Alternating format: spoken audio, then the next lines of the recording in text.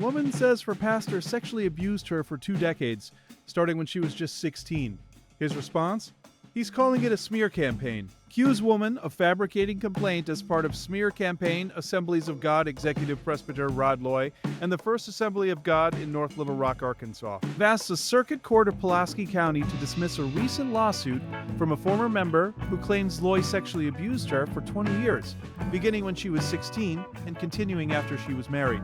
In their 12-page response to 45-year-old Suzanne Lander's January complaint, Loy and First Assembly of God in North Little Rock said they vehemently deny her claims of sexual abuse and accuse her of fabricating the complaint as part of a smear campaign, pleading affirmatively. The plaintiff never reported any allegation of abuse by Pastor Loy to the church or law enforcement, and Pastor Loy has never before been accused of or faced allegations of such heinous conduct in his decades of service to the church and the local community, the response states. The plaintiff's allegations of sexual abuse by Pastor Loy are fabricated in their entirety and part of a smear campaign against Pastor Loy and the church.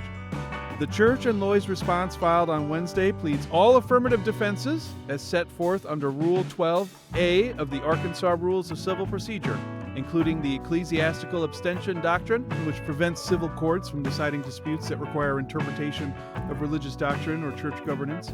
Defendants, Rod Loy and North Little Rock First Assembly of God Church, pray that plaintiff's complaint be dismissed with prejudice. That plaintiff take nothing in this action, that defendants recover costs and expenses, and for all other just and proper relief to which defendants may be entitled.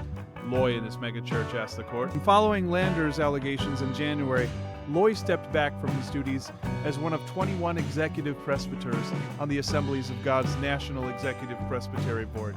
These high-level leaders function as policymakers and governing officials for the denomination. They oversee doctrinal integrity, fellowship policies, and regional matters, including ordained leadership, and are elected to 4-year terms.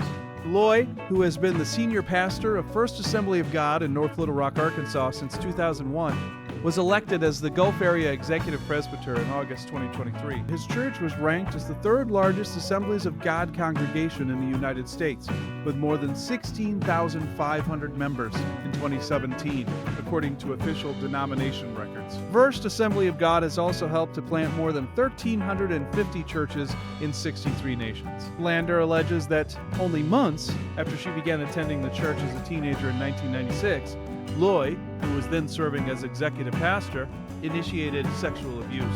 Defendant Loy had previously demonstrated physical affection through hugging, which plaintiff had never experienced before. Defendant Loy then began using a Nintendo gaming controller to touch plaintiff's genitalia over her clothing, her complaint alleges. Defendant Loy soon progressed to using his hands to touch plaintiff's genitalia over her clothing, and then to putting his hands inside her clothing and rubbing his genitalia on her while she watched television in his home. Lander alleges that Loy told her that God wanted her to please him sexually. Use scriptures like Hebrews 13:17 to get her to comply. Obey your leaders and submit to them, for they are keeping watch over your souls. As those who will have to give an account, let them do this with joy and not with groaning, for that would be of no advantage to you. In a response to Lander's claims, Loy and his church say her allegations of persistent abuse and scriptural manipulation are wholly unfounded and undermined by numerous expressions of support for the Loy family and the church throughout her adulthood, such as a March 18, 2012 email to both Loy and his wife Cindy. Me and Patrick love First Assembly, Lander wrote. We love what we do. We love our church and our church family.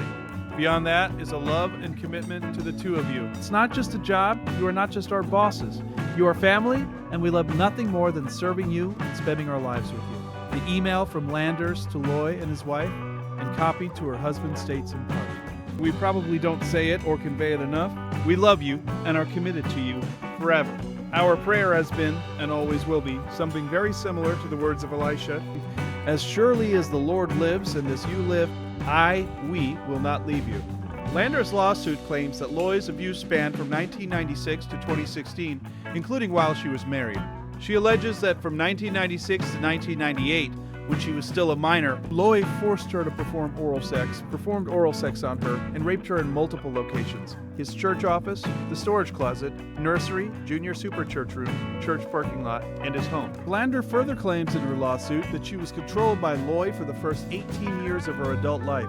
and that he continued to leverage control over her life even after she got married and had children. The lawsuit claims she was finally able to escape Loy's control after she and her family moved to Jonesboro in 2016. Loy's accuser is the wife of Patrick Lander, who served under him as a former student pastor and executive pastor at First Assembly of God in North Little Rock, according to his Facebook page.